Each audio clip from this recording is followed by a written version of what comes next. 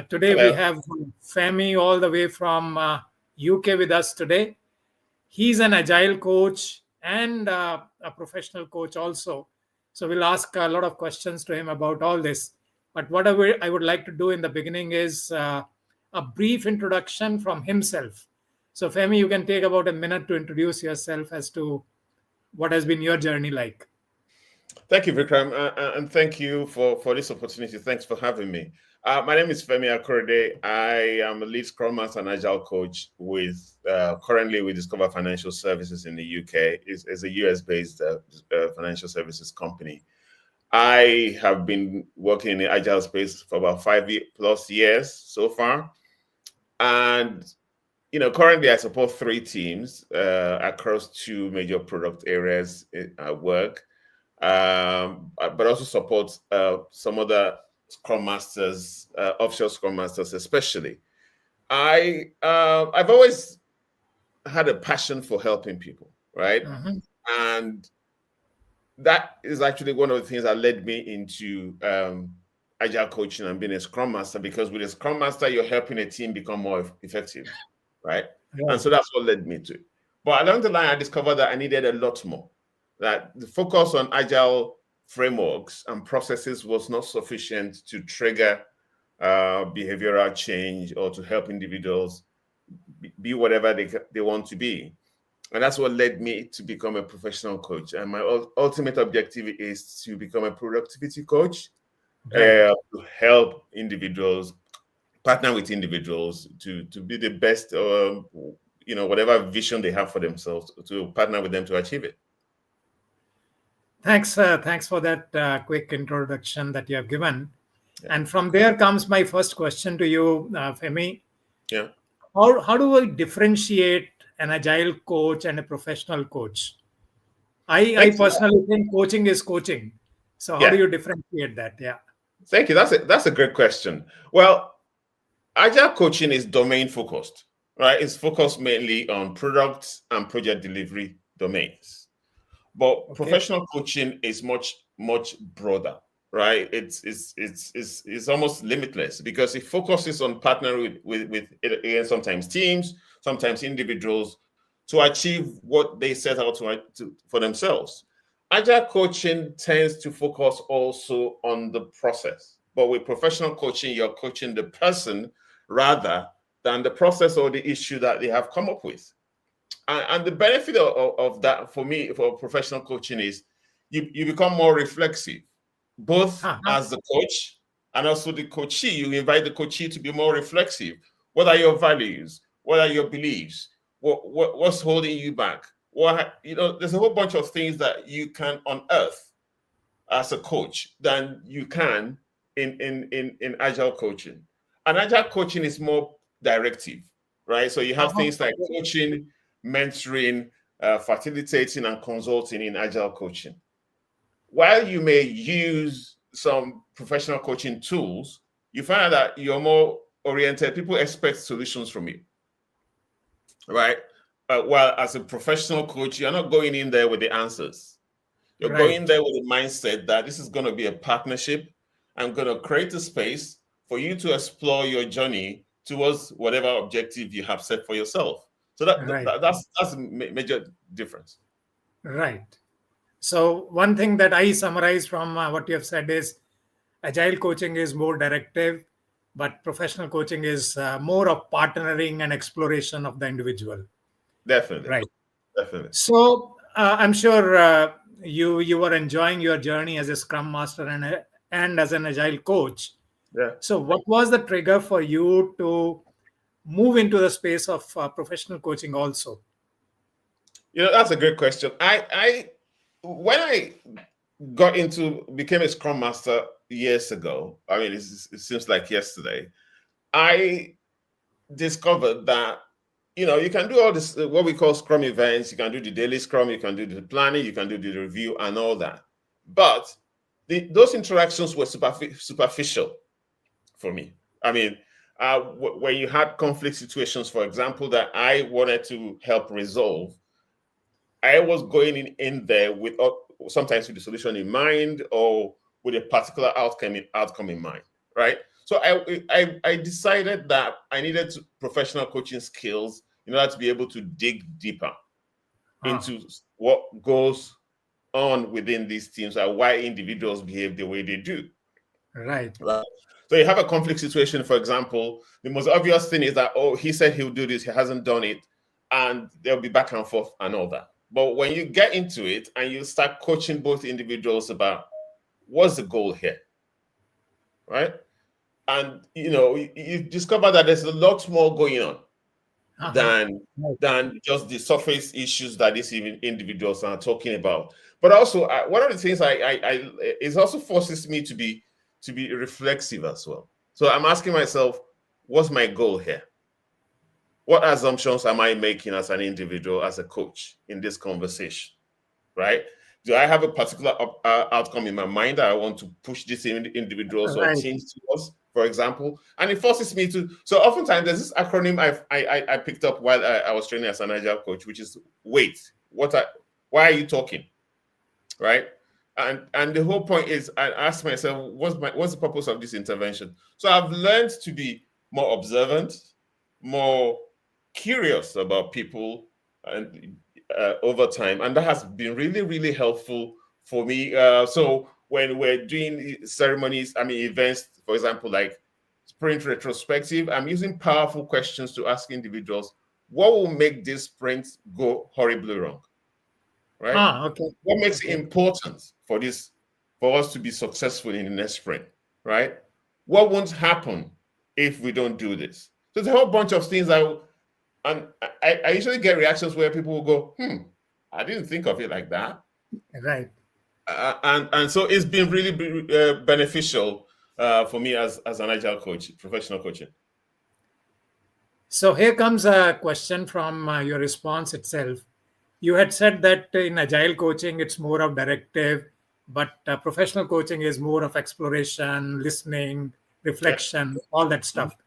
Yeah. So how do you mix and match these, and how has it helped your Agile coaching as a profession? Well, I make it situational, right? And also recognize that individuals have autonomy, the teams have autonomy, right? So if I reach out to you and say, I've observed this, and that, would you like to talk about it?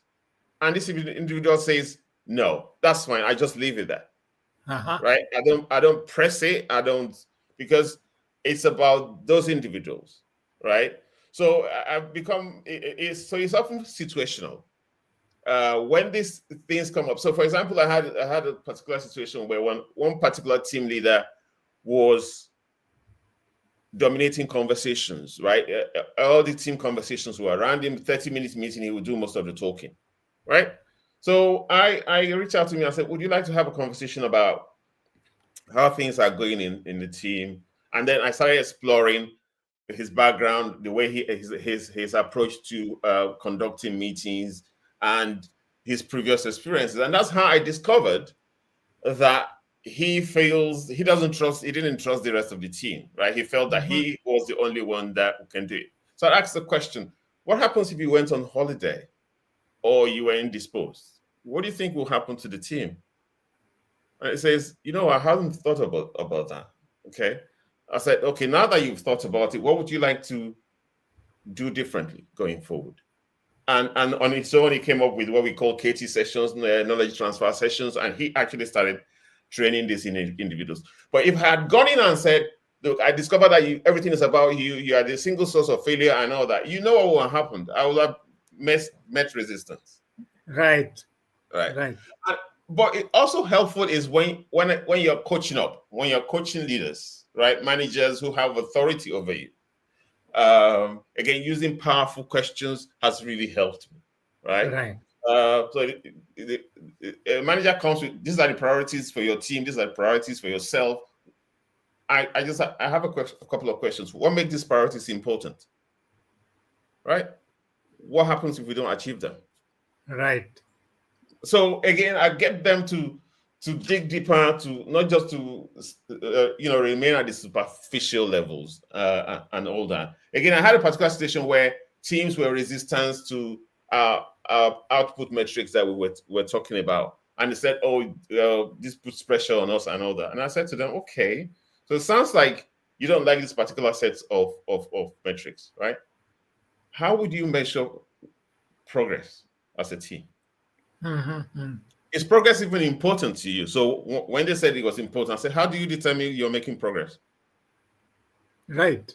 Right. And so that conversation led the team to come up with its own different metrics for assessing themselves, different from the one I had proposed to the team. And so we're able to now merge both. Now, there are times that the teams will look for directions from you, right? Right.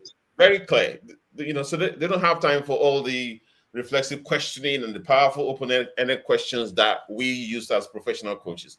On those occasions, again, I have to go ahead and provide the solutions that they're looking for. Right. However, if there's no explicit request for expertise or guidance, then I'm going in there and asking permission that I have previous experience with this situation, right?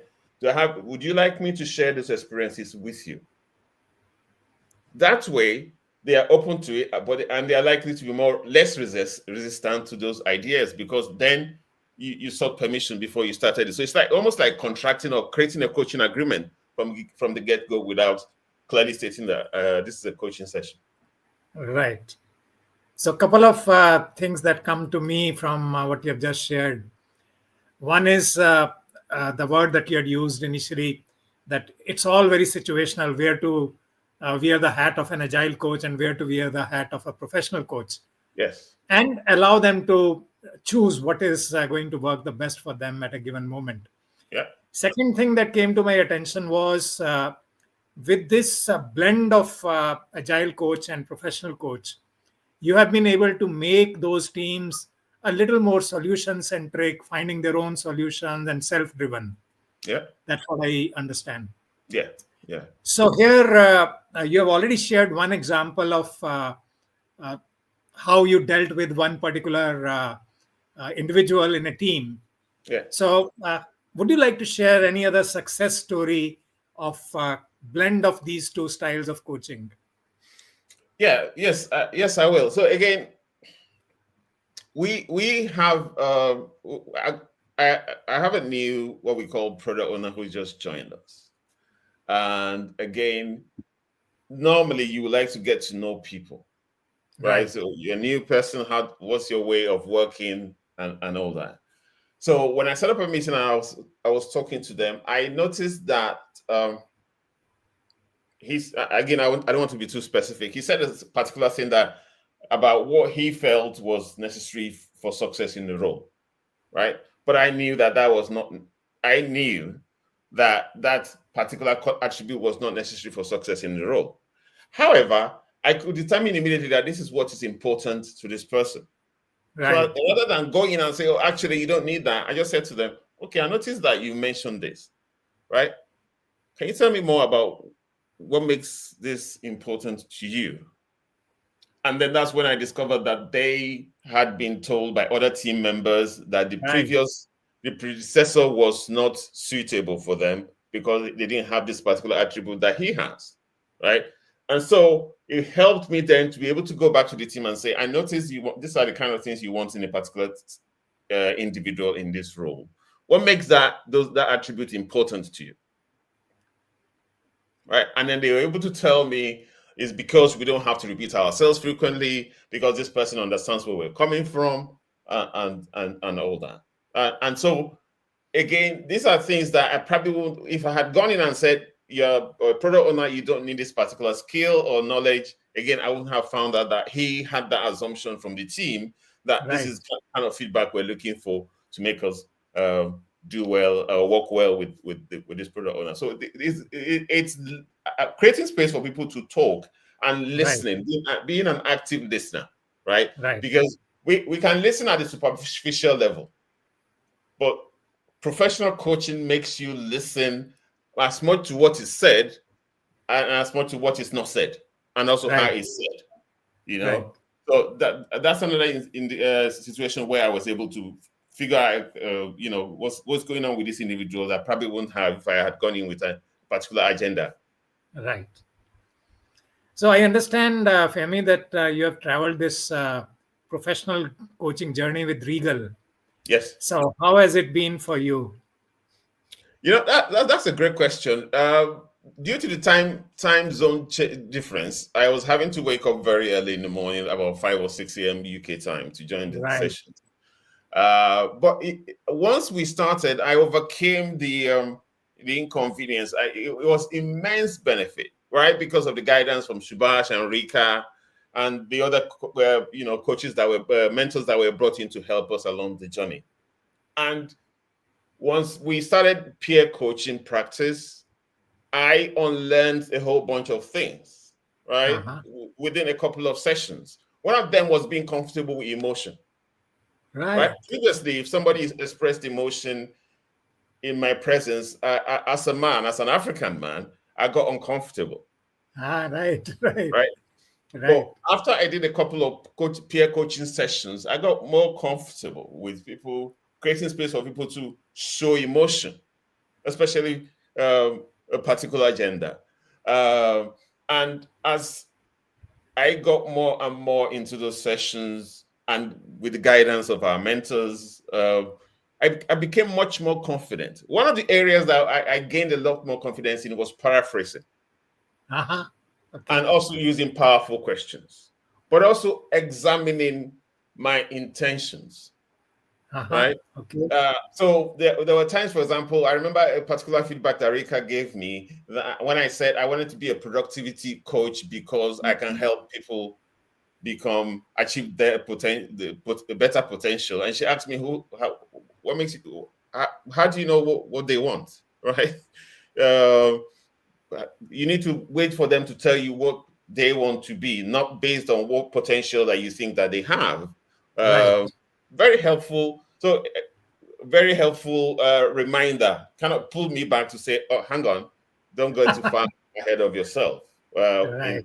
So those sessions where Subhash and Rika came in and guided us, and the other coaches, mentors as well, were very, very helpful. And I was able to take those lessons and guidance into even my personal life, right? So I had two young children, teenagers, well, they're not that young anymore, where when we're having conversations, I will be asking them, oh, really? What makes you say that? And those kind of, and then over time, they picked up on it, and they'll ask me, Dad, are you coaching us now? And I say, no, I'm not coaching you. We're just having a conversation. So Right. that journey was really, really helpful because Right. I met coaches from all kinds of backgrounds, HR, sales, marketing, all kind of backgrounds, and it kind of helped for me to pick up from their experiences and skills to that, and also practices that I was able to embed into my own practice as an agile coach. Right. Very Yes, sir. interesting.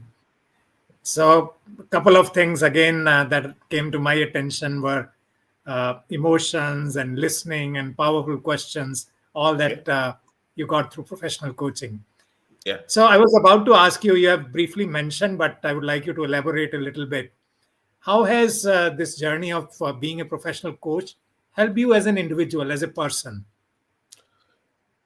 Thank you, Vikram. Immensely, immensely. As a father, as a husband, as a friend, it's really helped me. I go into all these conversations now with curiosity, right? And I've learned to also be comfortable with listening. Right? Previously, I will get in there and I want to make sure that somebody's talking. I'm getting ready to respond. But now I listen more. I'm empathetic more. I'm curious more, and I dig deeper in Uh-huh. conversations. Sometimes it makes people uncomfortable, right? But yeah, my personal life and professional life has been immensely enhanced on account of this training, and I'm very, very grateful to Regal Unlimited for it. Wonderful, wonderful, wonderful. So, my last question, we are coming close to the time that we have been given. So, my last question to you is what is one final message that you would like to give to your audience? I would say just be curious about people. Try to learn more about people. And the first impression is not often the correct one. Be Uh-huh. curious about people, and you will discover a lot more than you probably would have if you didn't show that interest in people. So be Right. curious. And that will surprise you most of the times. Yeah, definitely. Right. So thank you, Femi, for this absorbing conversation that we have had. And I'm Thank you, Vikram. sure anyone who is listening to this would benefit from the insights that you have shared. And I'm sure we'll get more opportunities to talk to each other. Thank you so much. Thank you so much. And thanks for your time, Vikram. Thanks for the opportunity. Bye-bye. Cheers. Bye. Bye.